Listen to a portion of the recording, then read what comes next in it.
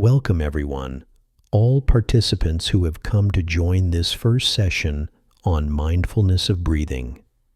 Together, we will walk the same path that has been passed down unchanged from the time of the Buddha himself. The direct and pure path of practice known as the Four Foundations of Mindfulness. This is the one and only path of purification, complete in itself, and transmitted exactly as it was. We begin by observing the body as the body, and by observing the breath as the breath. Let your body relax completely. Make a quiet but firm decision within your heart. Let my mind become calm. Now, bring your attention gently to the area just below the nostrils, right above the upper lip. Choose this small spot within the narrow area of the philtrum as your point of focus. This is where your attention will rest. This is your object of meditation. Keep it simple. Keep it pure. Just know the breath as it comes in through the nose and as it goes out through the nose. Simply stay with the breath. Stay with the breath and nothing else. Do not change the breath. Do not control the breath. Do not guide the breath. Simply know it exactly as it is, pure awareness of breathing itself. Let your mind follow the breath naturally, just as if you were sitting quietly beside a river, watching the water flow. You are not trying to make the water move faster or slower. You are not trying to stir it up or calm it down. You are simply watching the current as it is. If the water is clear, you know it's clear. If it's cloudy, you know it's cloudy. You don't interfere. In the same way, you simply observe your breathing. You are aware of the breath exactly as it is. This breath that is happening right now. When you breathe out, know that the breath has gone out. When you breathe in, know that the breath has come in. Clearly and calmly, follow and observe the breath itself. You may ask, why don't we practice other meditation methods, some that seem more mysterious, or blessed, or full of special powers? Why do we simply observe the breath? What is the reason for doing this? It is because breathing is natural. The fully awakened one, the Buddha, clearly established this practice for his disciples. The word Ānāpāna means breathing in and breathing out. To place the attention steadily on the breath, to simply be mindful of it, is called mindfulness of breathing, or Ānāpānasati. The Buddha spoke of what he called the two gates of nectar. During the 45 years that the Buddha taught, out of all the methods for purifying the mind, there are two that are the easiest to enter and the most direct for developing calm and insight. These two are called the nectar gates, and both are practices based on the body. To know the body as body means to understand physical reality exactly as it is. The two nectar gates both belong to the realm of the body, material form. The first nectar gate is mindfulness of breathing. The second nectar gate is the contemplation of the 32 parts of the body, a reflection on the body's real nature, often called the practice of contemplating the unattractive aspects of the body. These two, mindfulness of breathing and contemplation of the body, are the only practices the Buddha called nectar gates. Why only these two? When our minds are restless and full of scattered thoughts, when our inner chatter won't stop, what can we do? How do we steady a mind that leaps around like a monkey, that constantly wanders outward, restless and unsettled? Mindfulness of breathing can accomplish this. It anchors the mind in the present moment. Its strength is the power of right mindfulness. It easily develops concentration, mindfulness, and clear awareness. Staying with the breath is like having two powerful warriors holding a small, weak person steady. They keep the restless one from running off. In the same way, when we choose and repeatedly cultivate mindfulness of breathing, wandering thoughts and agitation cease right there in that moment. Distraction is cut off. Restlessness is quieted. Such is its power. That is why the Buddha called it a nectar gate. Mindfulness of breathing directly heals and overcomes the restless, regretful mind, the mind that is constantly stirred up or uneasy about the past. And what about craving and attachment? All beings are bound by desire, by our attachment to sensual pleasure, to the 5 sense objects of sight, sound, smell, taste, and touch. To cure this craving, the Buddha taught the second nectar gate, the contemplation of the unattractive nature of the body. This means to look truthfully at our own body, to see it for what it is, a living physical form, made of elements, subject to decay and change. When we see clearly, we no longer cling to it as something pure, perfect, or worth grasping. When we observe the body in this truthful way, the heart naturally begins to disenchant itself. It grows free from lust and craving. And when craving falls away, the heart experiences release, freedom, peace, and mastery over desire. So these two, mindfulness of breathing and contemplation of the body's unattractive nature, are the only 2 nectar gates. They are the 2 pure paths that lead toward liberation.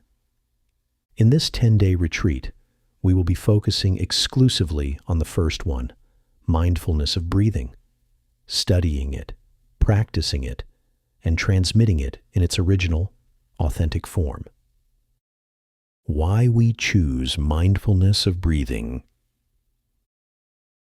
The Buddha called this a gate of nectar and named it Ānāpāna. Ānāpāna means placing attention on the breath. In Sanskrit, it's Ānāpāna. In Pali, Ānāpānasati, mindfulness of in-breathing and out-breathing. To know the breath as it truly is, to be aware of it just as it is, this is called Ānāpāna. Sometimes teachers also remind us to remember death while staying with the breath. If the out-breath goes out and no in-breath returns, life ends. If the in-breath comes in and no out-breath follows, life ends. When you stay closely aware of the breath, you can feel the sober edge of mortality and the truth of impermanence. For this reason, it is called a gate of nectar. Among all methods, it is the safest, most stable path. Of all ways to train the mind, this one is steady. It does not cause trouble. No one goes mentally off balance from watching the breath. Why? Because the breath is real. It doesn't exist only because we notice it. It's there whether we're paying attention or not. This is different from other methods. With a mantra, you must produce the sound. When you stop, it's gone. With a holy name, the same, only present while you repeat it. But the breath is different. From birth until death, it's with us. Aside from special cases, like a baby in the womb who doesn't breathe air yet, a diver underwater holding the breath, or a person who has died and no longer breathes. If you are alive, even fast asleep, the breath is there. We simply hadn't been paying attention. That's why choosing mindfulness of breathing is the right choice for developing calm and insight, the twin powers of meditation. Among all methods, it is the most secure path. Like planting a pomegranate, sprout and stem arise in order. There can be no fruit without a seed. You put the pomegranate seed in the soil. It touches earth, receives water, is guarded and cared for.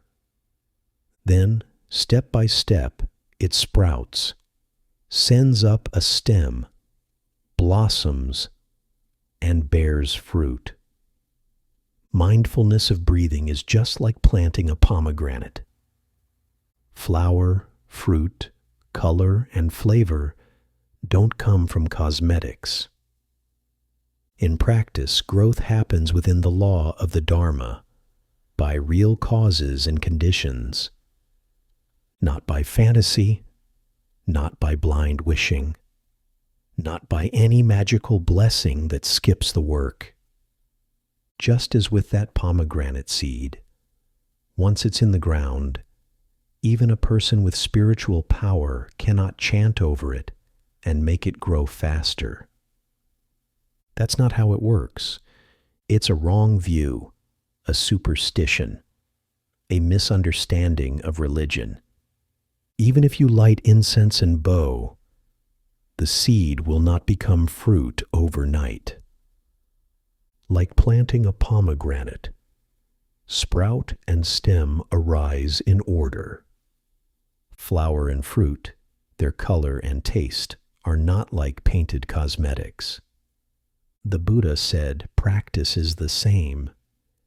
It must be within the law, determined by causes and effort, not by belief alone, not by blind worship. Even if a seed is bitter by nature, inviting a renowned master who claims great powers to chant, ring bells, or pray over it will not turn it sweet. That would confuse cause and effect. So the Buddha said, the Tathagata is all-knowing, not all-powerful.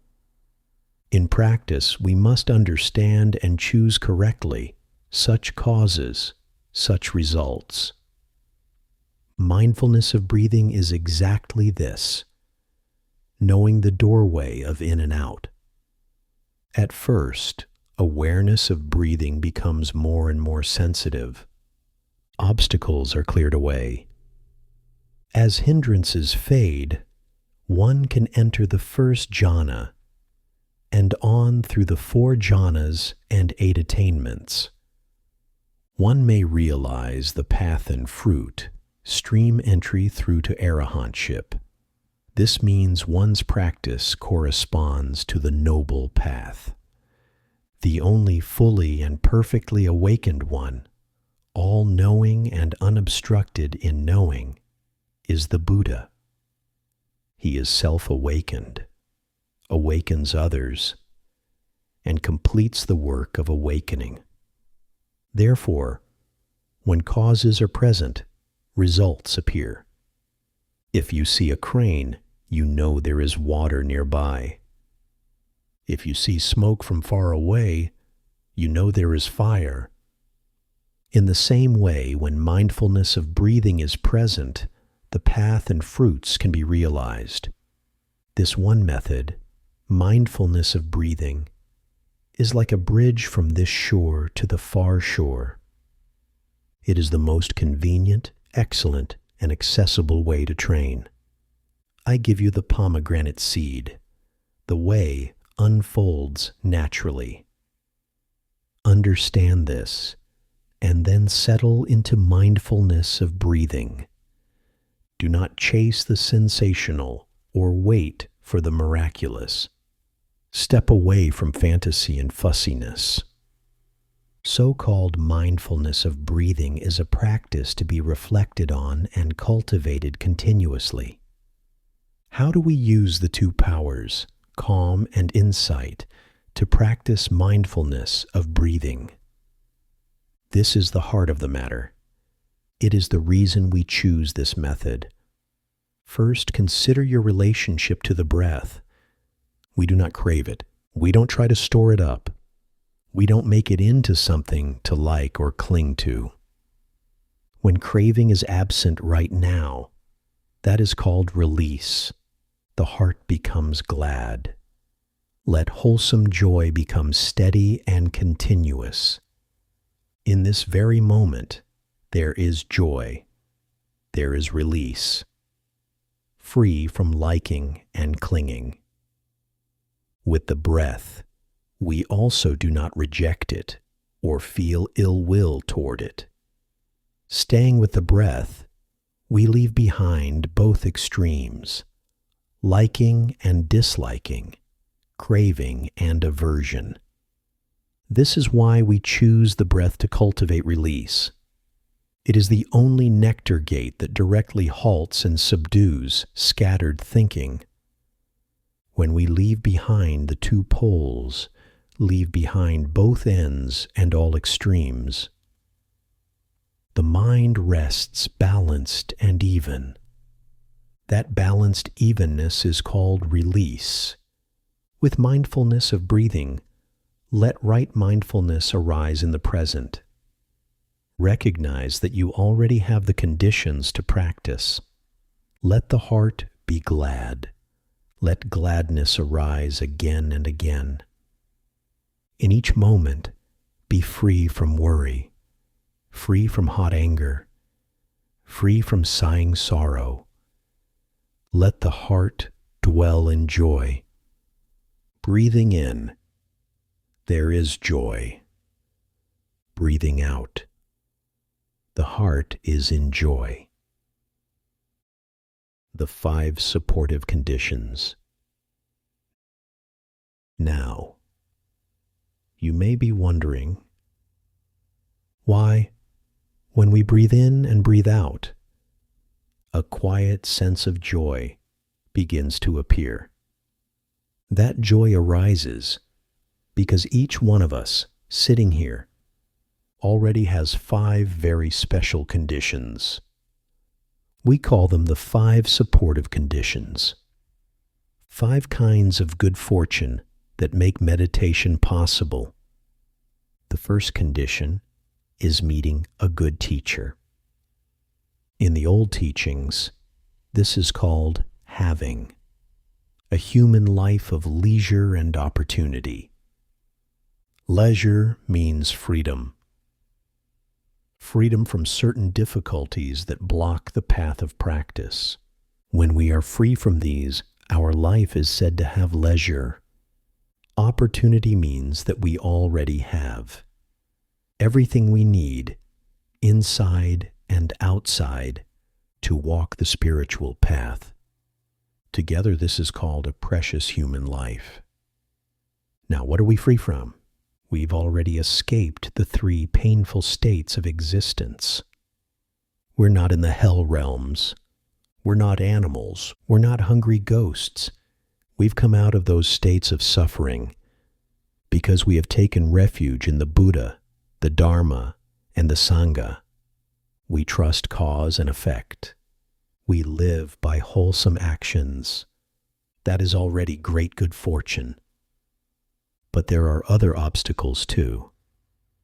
Being born in heavenly worlds, where life is long and filled with pleasure, may sound wonderful, but it's also a difficulty. Because when the mind is soaked in pleasure, it forgets the path of liberation. It's too distracted by delight.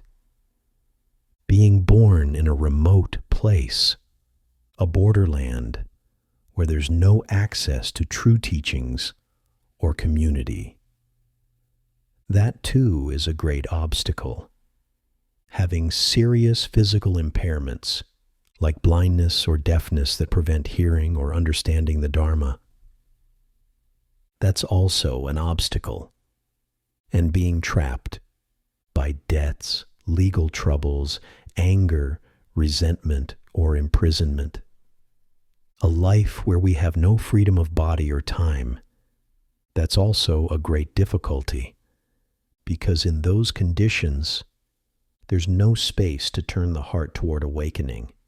But here we are, free, human, and able to choose. This is already rare and precious. Freedom from these 8 difficulties is called self-completeness. And meeting a good teacher is called other completeness. Together, these make a perfect opportunity for practice. So who is a good teacher? A good teacher is someone who has truly realized the Dharma and who continues the unbroken transmission of the teaching. The greatest good teacher is, of course, the fully awakened Buddha. Next come his noble disciples, the arahants, the stream enterers, those who have directly realized the path. Then come those who preserve and transmit the scriptures faithfully. But a true good teacher is not just someone who can talk about the Dharma. A true good teacher is someone who has tamed the 5 desires. Someone who lives with integrity, free from craving, able to lead others by example. Such a person is called a great being, a person of strength and courage. When you meet a good teacher, it means you already have good roots within you. Good roots mean the absence of greed, hatred, and delusion.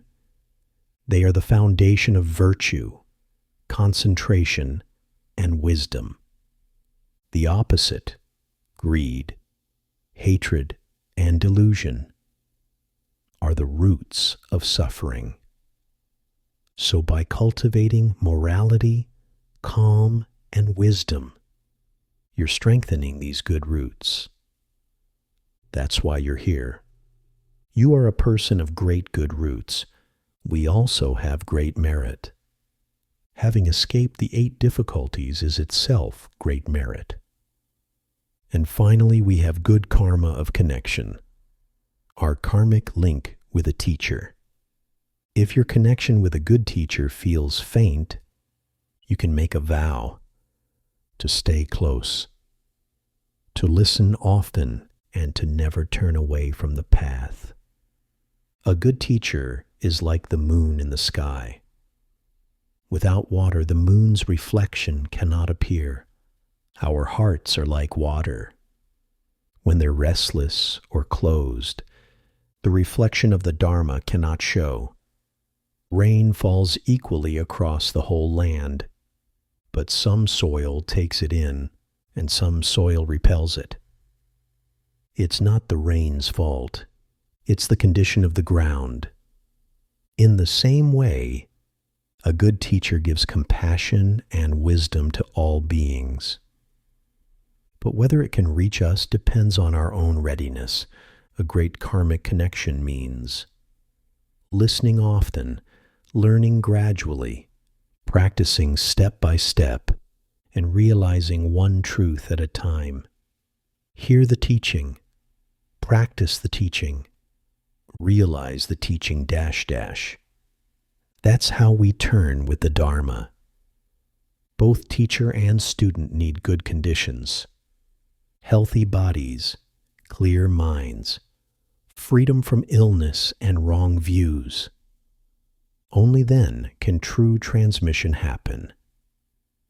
If the student is sick, or the teacher is ill, or one is too busy, the connection cannot flourish.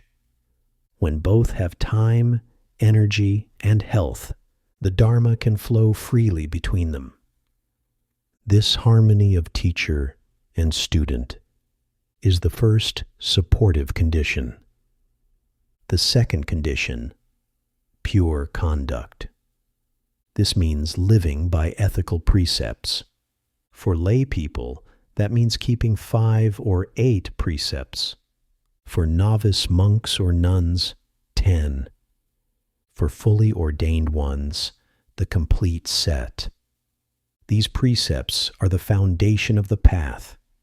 The 5 and 8 precepts can already lead to the first or second stages of awakening. The 10 precepts are the path to full liberation. The complete precepts enable one to guide others and act gracefully in all circumstances. Whichever level we follow, we should keep improving our discipline, making body, speech, and mind clean and gentle, and cultivating loving kindness toward others. That is the second supportive condition. The third condition, sufficient food and clothing. This is about the relationship between teacher and student. A relationship of mutual support. When students have merit, they can offer what the teacher needs. When the teacher has merit, they can guide students skillfully. They support each other. If a teacher has no real dharma and also lacks basic livelihood, it's better to move on. But if the teacher has genuine understanding, even if the conditions are poor, don't leave. Because we are here not for comfort, but for liberation. When both dharma and basic support are present, gratitude naturally arises. Having enough food and clothing symbolizes that balance between teacher and student. They care for one another, each helping the other to grow. This is the third supportive condition. The fourth condition, a quiet, secluded place. For a meditator, the biggest obstacle to concentration is noise. Noise is like thorns or potholes on the path. It keeps the mind from settling. That's why we must choose our environment wisely. The Buddha was like a great elephant, calm, steady, and gentle, leading his disciples deep into the forest, away from crowds, into peaceful places with no disturbance. In a quiet dwelling, the 2 powers of calm and insight can grow strong.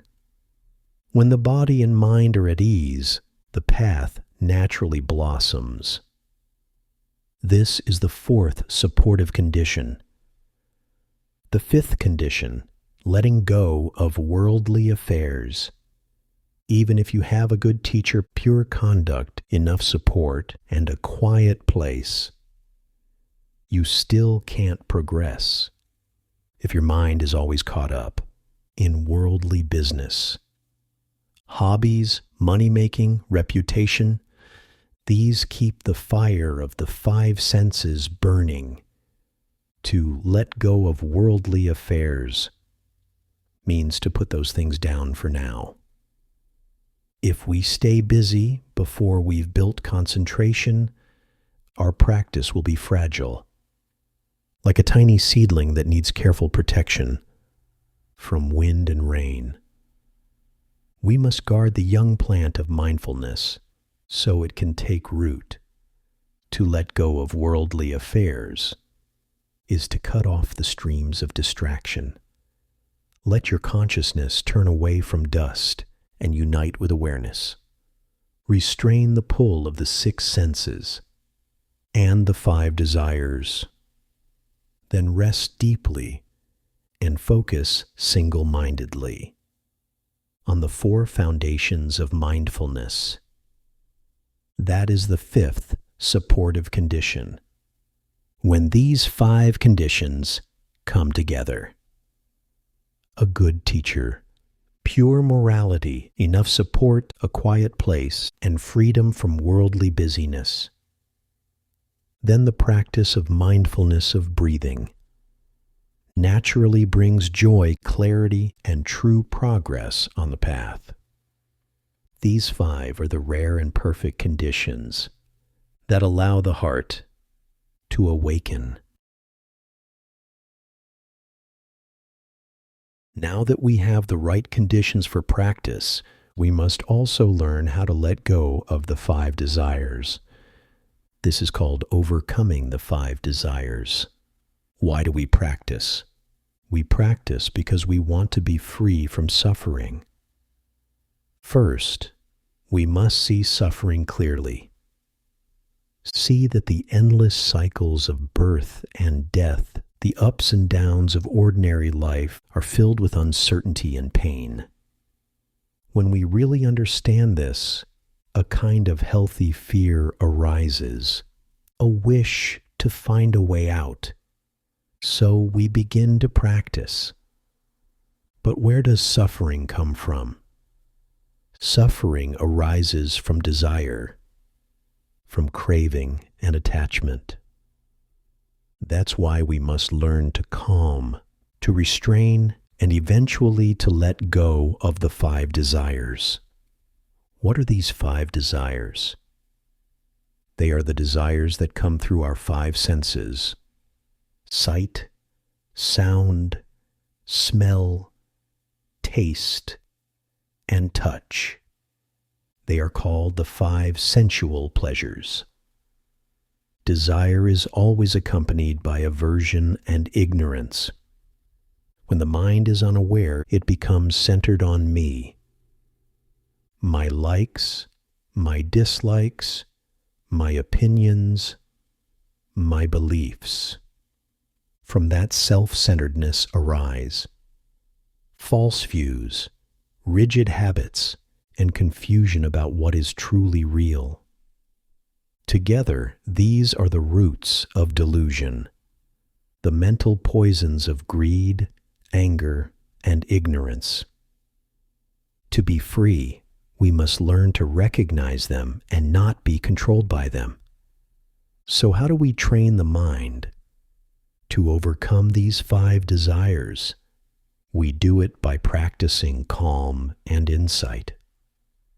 Watching how the mind reacts at each of the sense doors, seeing clearly how desire arises and passes away. Let's look at them one by one. First, desire through sight. There is an old story from the Buddhist tradition. A sage who had practiced deep meditation came down from the Himalayas to the valley below. There he saw a group of children playing, and among them a beautiful princess. In that moment, his mind became caught by her image. He went to the king and asked to marry her. The king refused.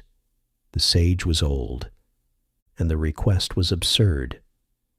But the sage could not let go. Desire turned into anger. In his fury, he used his psychic power to bring hail, wind, and destruction upon the land. In that moment, all his virtue and concentration vanished. He lost his inner power, and after death, he fell into the most painful hells. What happened? He was stopped by the sense of sight. He saw form without mindfulness, and was trapped by what he saw.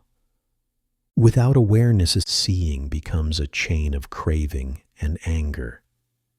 That is the danger of the sense of sight. Second, desire through sound. Another story tells of a hermit, a solitary meditator, known for his purity. One day, while sitting in meditation, he heard a sound, a sweet, enchanting voice, the song of a celestial being. He followed the sound. When he saw the singer, his heart filled with desire. he lost his concentration, and his calm and his meditation power disappeared. When he died, he fell into the lower realms. Sound is fleeting, intangible, yet it can hypnotize the mind, pulling it toward craving and attachment. That is the danger of the sense of hearing. Third, desire through smell. There once was a monk who sat in meditation near a tree, covered with fragrant blossoms. He sat there because he suffered from a nasal illness and believed the scent of that flower would help him heal. A spirit who guarded the tree scolded him. "You are a monk. Why do you steal what is not given?" The monk replied, "I am not stealing. My teacher told me the scent of this flower can ease my sickness. That is why I'm sitting here." The spirit said, "You are pure and keep the precepts, so your intentions are not wrong.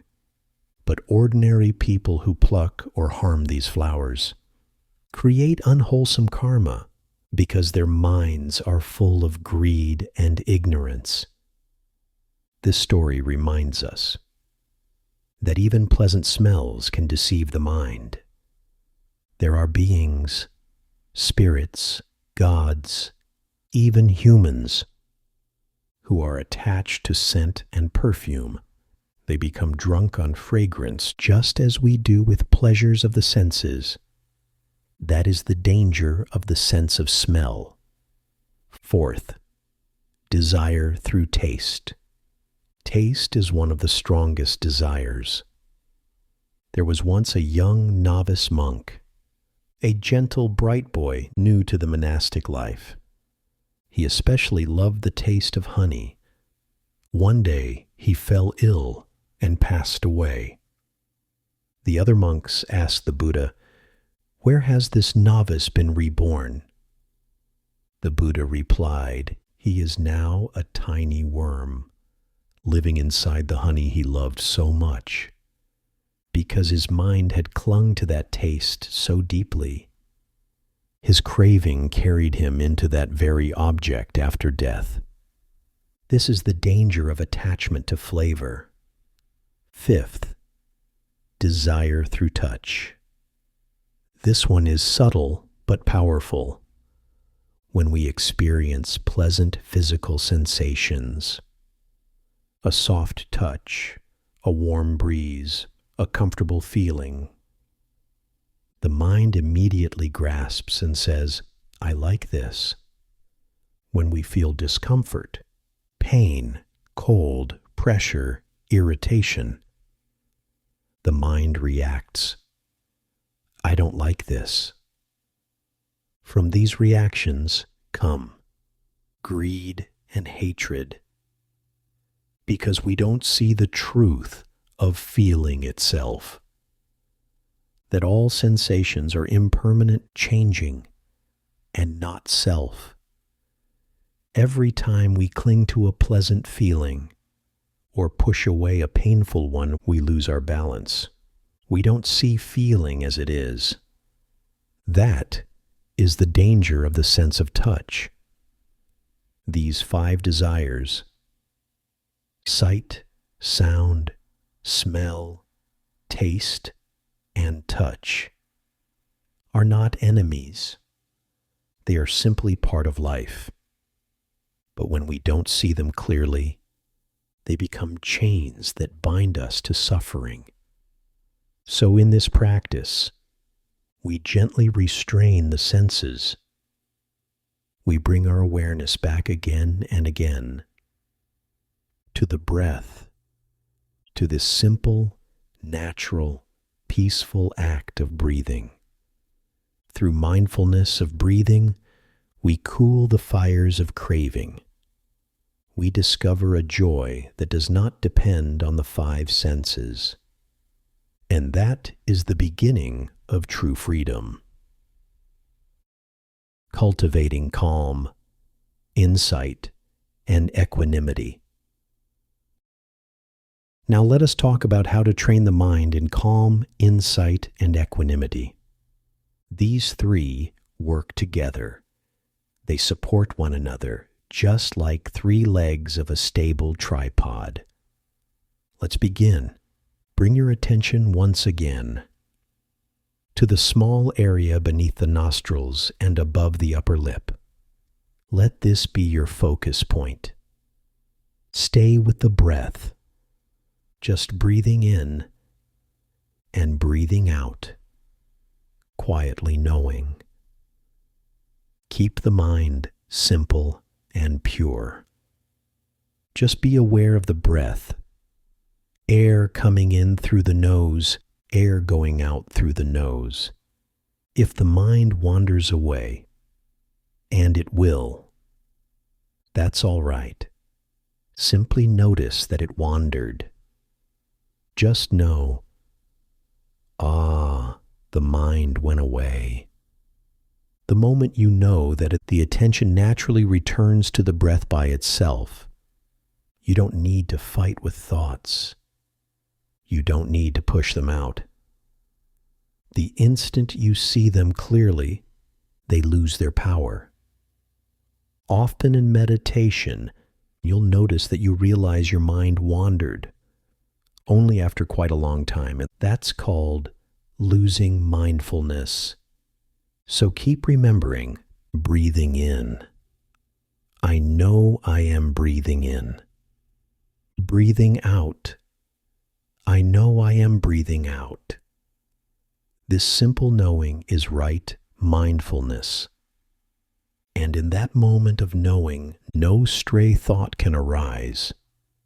As mindfulness deepens, you begin to see more clearly how the mind lives mostly in the past and future, constantly remembering what has already happened and planning what has not yet come.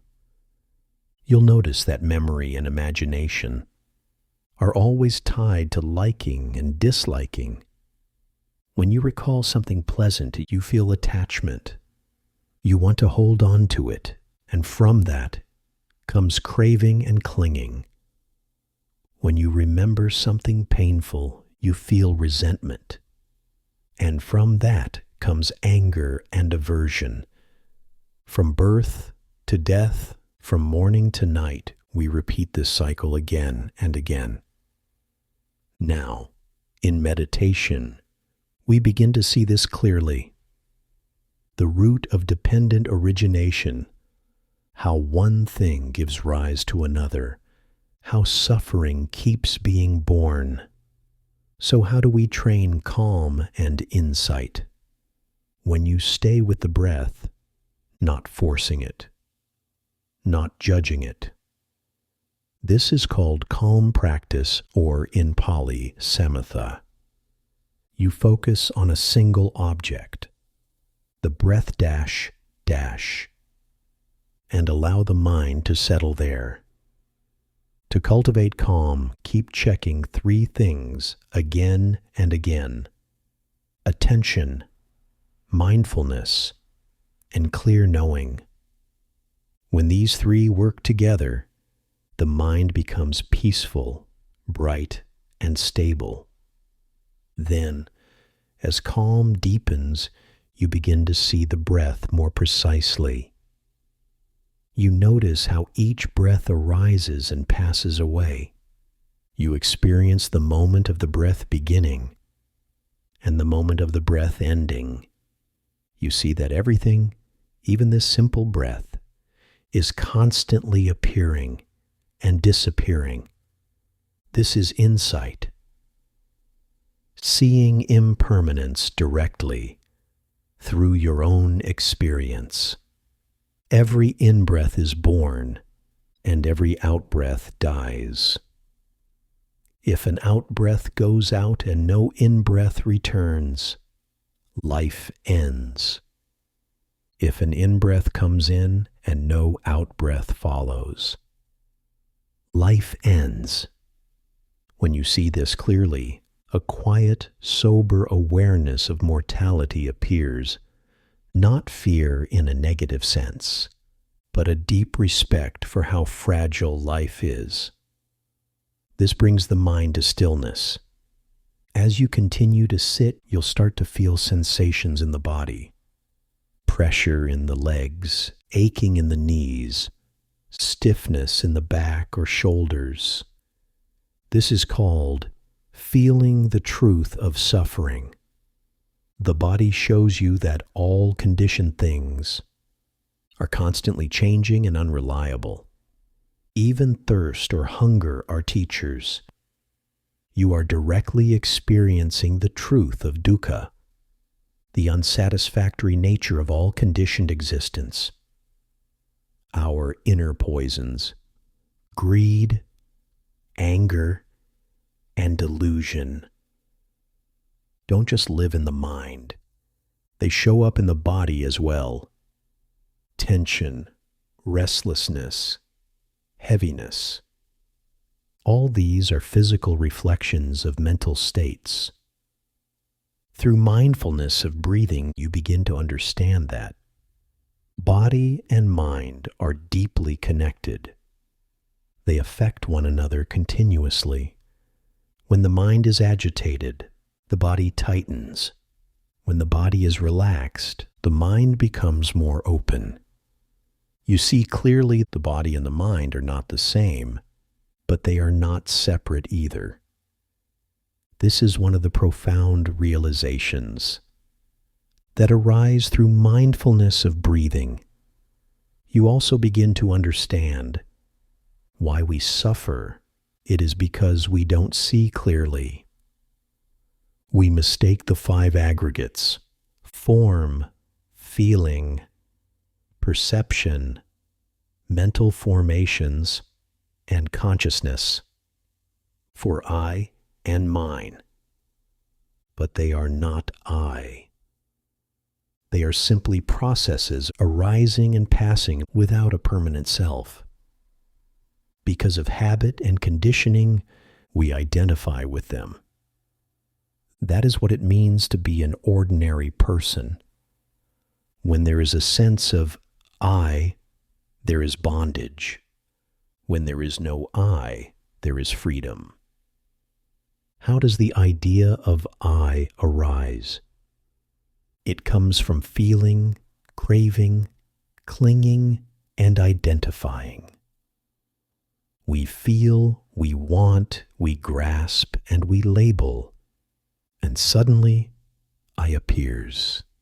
When there is no grasping, when feeling is known but not owned, the sense of I dissolves. That is not self. To see impermanence, suffering, and not self clearly. This is the essence of insight practice, or vipassana. Now, in your meditation, you must cultivate calm, insight, and equanimity together. When the mind is restless, strengthen calm.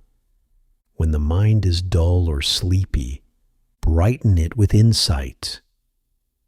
And throughout, keep the heart balanced. This is equanimity. Equanimity means that when the six senses meet their six objects, when you see, hear, smell, taste, touch, or think, the mind remains even not pulled by greed, not pushed by anger, not clouded by delusion. It is the steady, wise awareness that simply knows each thing as it is without grasping or rejecting. That is letting go. That is equanimity. So keep training all three: calm, insight, and equanimity. These three are the foundation of liberation. Make a firm decision now. Let the heart grow calm. Let the body relax. Allow a gentle smile to appear on your face. Settle into the breath. Practice mindfulness of breathing. With the twin powers of calm and insight, don't leave the breath. Stay with it faithfully. This is the authentic, systematic way, the original, unchanged transmission of the Buddha's teaching. Now make the intention in your heart, let my mind be peaceful. Let my breath be clear. And simply stay with the breath, knowing the air coming in through the nose and the air going out through the nose. Again and again, quietly, steadily, moment by moment. This is the true path of peace.